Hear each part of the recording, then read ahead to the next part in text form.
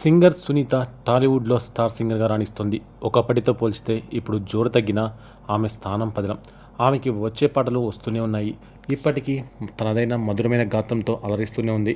అయితే ఎప్పుడూ busy life మాత్రమే కాదు, అప్పుడప్పుడు రిలాక్స్ అవ్వాలనేది కూడా పాటిస్తుంది సునీత. మానసిక ఆహ్లాదాన్ని పొందే ప్రయత్నం చేస్తుంది.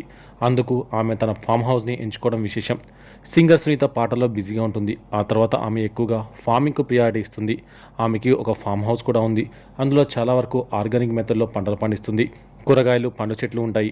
వాటినే చాలా వరకు ఆమె ఉపయోగిస్తుంటుంది. అదే సమయంలో ఏమాత్రం టైం దొరికినా తన ఫామ్ హౌస్కి వెళ్ళిపోతుంది. తనకు నచ్చిన పని చేస్తుంటుంది. తాజాగా ఆమె మామిడి తోటలో మామిడికాయలు చూస్తూ మురిసిపోతుంది.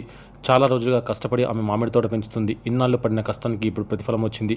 చెట్టుకాయలు కాస్తుంది. ఈ సందర్భంగా ఆమె చెబుతూ, పండురా అంటాను, వీడి కోసమే ఏడాది పాటు వెయిట్ చేస్తాను అని తెలిపింది.